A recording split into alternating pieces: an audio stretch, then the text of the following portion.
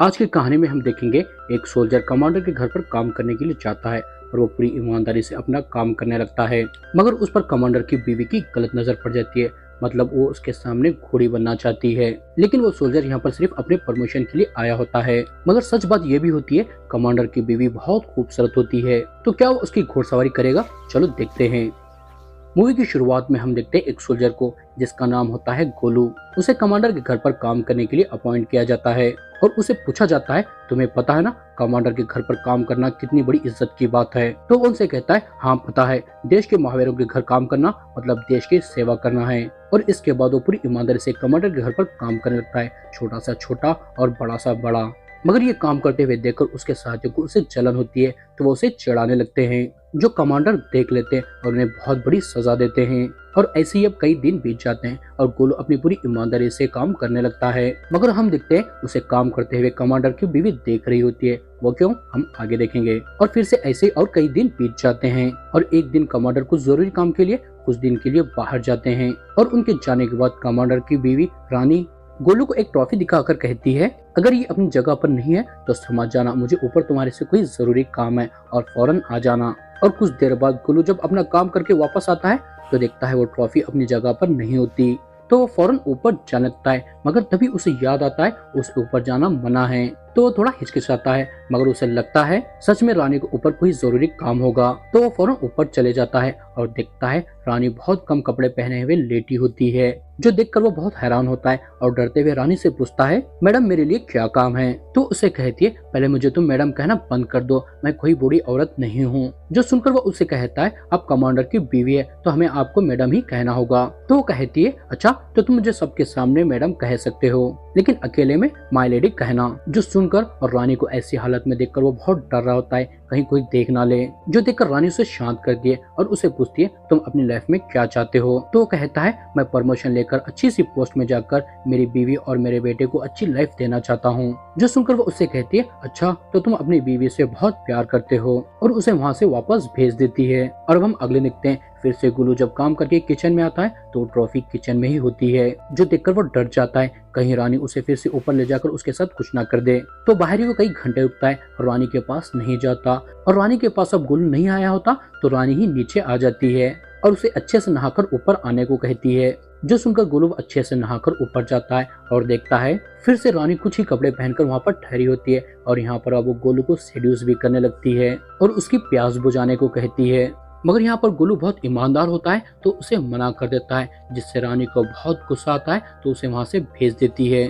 और हम देखते हैं गोलू उसे मना तो कर देता है, लेकिन मन ही मन में सोच रहा होता है उसने इतनी खूबसूरत लड़की को मना करके बहुत बड़ी गलती की है। और तभी उसके पास वार्डन आते हैं और उसे कहते हैं, तुमने रानी के साथ क्या किया है, वो तुमसे बहुत गुस्सा है और उन्होंने कहा है तुम्हें निकाल कर कोई दूसरे लड़के को भेज दे। जो सुनकर गोलू डर जाता है और उनसे माफी मांगने लगता है। जो देखकर वार्डन उसे कहते हैं, यहाँ पर कमांडर नहीं है तो तुम्हारा फर्ज है रानी का हर काम करें। पता नहीं तुमने उनका दिल कैसे दुखाया है, जाकर उनसे माफी मांगो और अपनी जॉब वापस ले लो।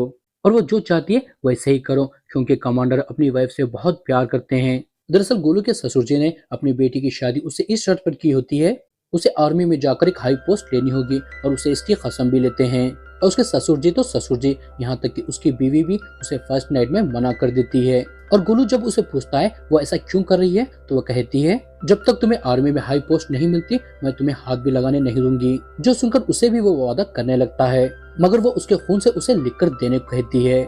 जो सुनकर गोलू उसे अपने खून से लिख कर देता है और वो मान जाती है और वो दोनों अपनी फर्स्ट नाइट मनाते हैं। और गोलू आर्मी में आकर अपनी कसम को निभाने के लिए बहुत मेहनत करने लगता है, मगर उसका कुछ नहीं हो रहा था, उसे प्रमोशन नहीं मिल रही होती, जिससे वो बहुत दुखी हो जाता है और टॉयलेट में बैठकर रोने लगता है। और तभी बाहर दो सोल्जर बात कर रहे होते हैं। कमांडर के घर पर काम करने के लिए एक नए लड़के को चुना जा रहा है, तो कई लड़के लाइन पर लगेंगे क्योंकि कमांडर के घर पर काम करने से बहुत जल्दी प्रमोशन मिल जाता है।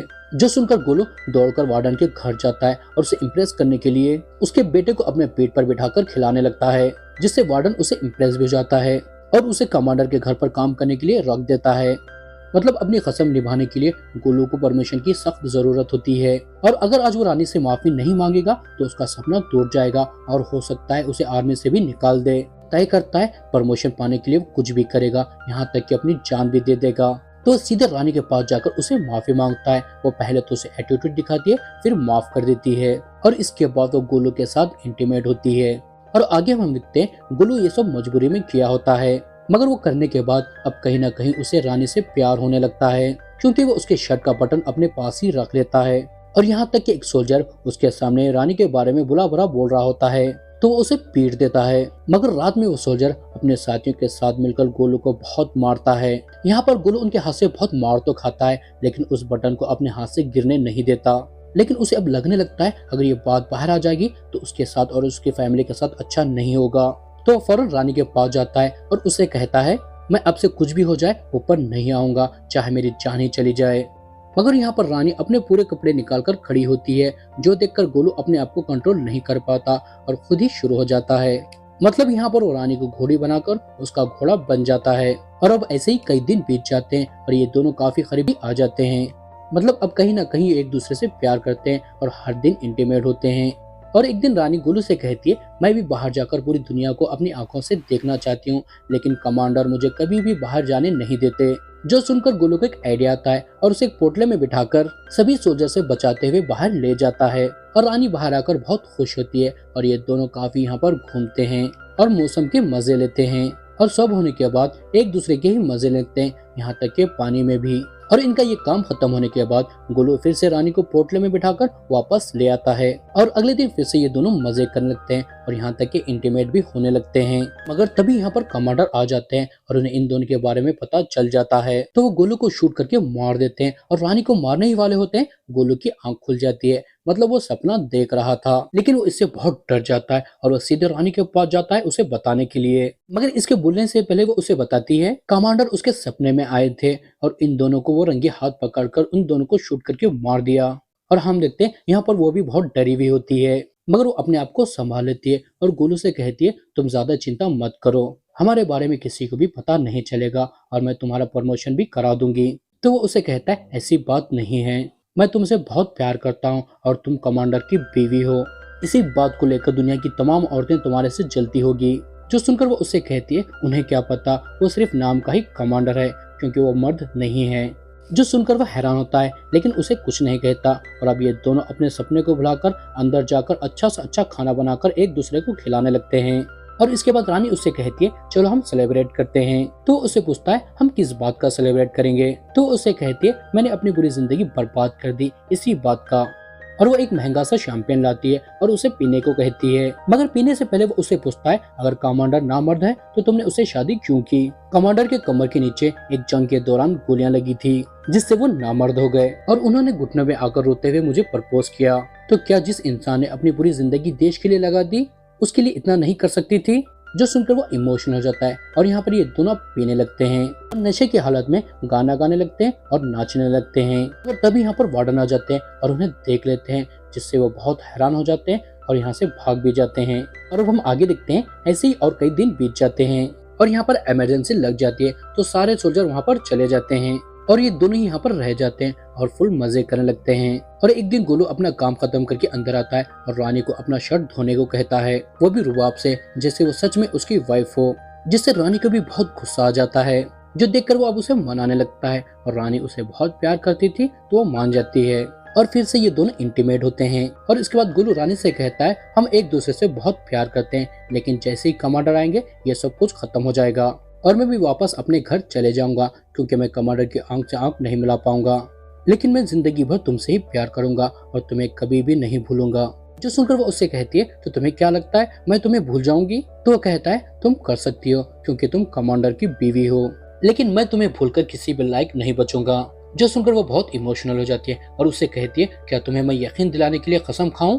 तो वो कहता है ये कसमें वादे कुछ नहीं होते। जो सुनकर उसे बहुत गुस्सा आता है तो वो देश की बहुत कीमती चीजों को तोड़ने लगती है और उससे कहती है अब तुम्हें यकीन हो गया मैं तुम्हारे लिए देशद्रोह कर रही हूँ। जो सुनकर वो भी चीजों को तोड़ने लगता है और उससे कहता है मैंने भी देशद्रोह किया है क्योंकि मैं तुमसे ज्यादा प्यार करता हूँ। और अब ये दोनों घर की हर चीज को तोड़ने लगते हैं एक दूसरे का प्यार साबित करने के लिए।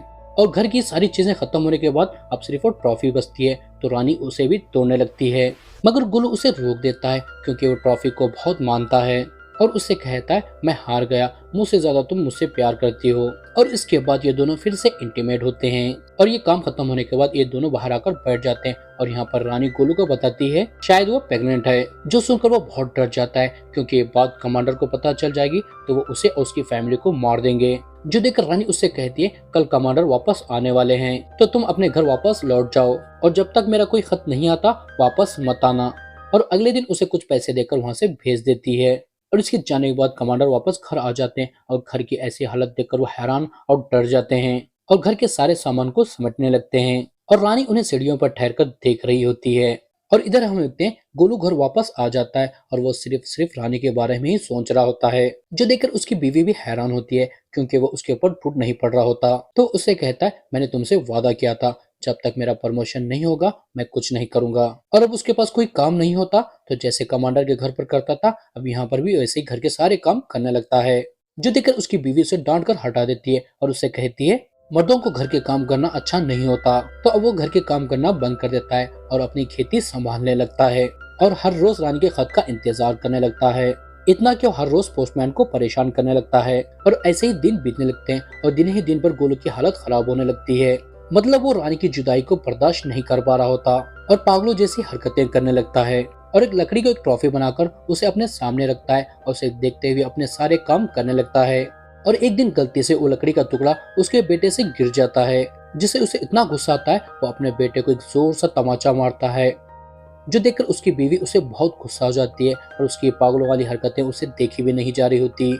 तो सीधे उसके अंकल के पास जाती है और उन्हें गोलू के बारे में बताती है वो कैसे पागलों जैसी हरकतें कर रहा है। तो उसके अंकल आकर उसे बहुत डांटते हैं, यहाँ तक कि उसके ससुर जी भी उसे बहुत डांटते हैं और उसे कहते हैं मैंने बहुत बड़ी गलती की है तुम्हें अपनी बेटी देकर। उसके अंकल उसे गुस्से से कहते हैं तुम वापस कैंप चले जाओ और अपने ये पागलपन को खत्म करके वापस आना। जो सुनकर वो चुपचाप वापस आ जाता है, मगर वो देखता है यहाँ के हालत बहुत खराब हो गए होते हैं, सभी सोल्जर बागी बन गए होते हैं। दरअसल इनके दो सोल्जर ने दो अमेरिकन सोल्जर को मारा होता है जो निर्दोष होते हैं और इसका जुम्मा कमांडर अपने ऊपर लेते हैं जैसे उन्होंने ही ऑर्डर दिया था। उसका कमांडर को बहुत फायदा होता है लेकिन हाई ऑफिसर्स इनके डिवीजन को बंद करने का ऑर्डर दे देते हैं, जिससे डिवीजन के सारे सोल्जर उनके ऊपर बहुत नाराज होते हैं। मगर यहाँ पर वार्डन गोलू को बताते हैं रानी की रिकमेंडेशन से उसे एक बहुत बड़े फैक्ट्री में मैनेजर की पोस्ट मिली है, जहाँ पर उसकी सैलरी एक कर्नल से भी ज्यादा होगी और तुम्हें वहाँ पर 2 दिन के अंदर जाना है। जो सुनकर वो ना ही दुखी होता है और ना ही खुश,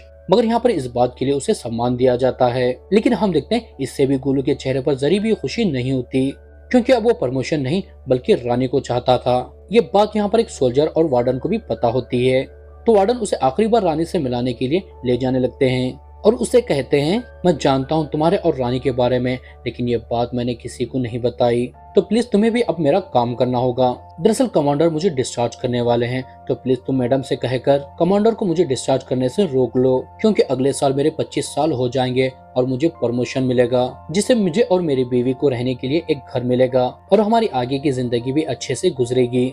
जो सुनकर वो ठीक है कहता है, तो वार्डन उसे रानी के पास ले जाते हैं और वो देखता है सच में रानी प्रेग्नेंट होती है और गोलू यहाँ पर रानी का बटन उन्हें लौटा देता है और उसका शुक्रिया अदा करता है उसे प्रमोशन दिलाने के लिए। मगर जब वो वार्डन के बारे में उससे बात करता है तो वो उसे कहती है उन्होंने सिर्फ तुम्हें यहाँ पर अपने लिए ले आए हैं और मैं उनकी कोई भी मदद नहीं कर सकती, और इसके बाद उसे यहाँ से जाने कहती है। गोलू यहाँ पर बहुत दुखी हो जाता है क्योंकि अभी आखिरी मुलाकात होती है उसकी रानी से, तो वो उसे अपनी आखिरी सलाम करके यहाँ से जाने लगता है। अगर उसे जाते हुए कमांडर देख लेते हैं और यहाँ पर वो शूट करने लगते हैं, लेकिन हम देखते हैं वो गोलू को नहीं बहुत गुस्से में अपनी वर्दी को शूट कर रहे होते हैं। मतलब वो अपनी वर्दी पर गोलियां चलाकर अपना गुस्सा निकाल रहे होते हैं। और हम आगे देखते हैं, अब कहानी 15 साल आगे जाती है और हम देखते हैं गोलू एक बहुत बड़ा आदमी बन गया होता है और यहाँ पर फिर से उसे रानी की याद आती है, तो उसे मिलने के लिए जाता है और वो रानी के घर पर अपने बेटे को देखता है, जिससे वो बहुत इमोशनल हो जाता है और अपने बेटे के जाने के बाद अंदर जाता है रानी से मिलने के लिए। मगर रानी उसे मिलने से मना कर देती है और गार्ड के हाथ से एक चिट्ठी भेजती है जिसमें लिखा था तुम्हें पैसों की या कोई और चीज की जरूरत है तो इसमें लिख दो, साथ ही में एड्रेस भी मैं वहां पर भेज दूंगी। जो देखकर गोलू बहुत दुखी हो जाता है और चुपचाप यहाँ से जाने लगता है। और इसी के साथ ये मूवी यहाँ पर खत्म हो जाती है।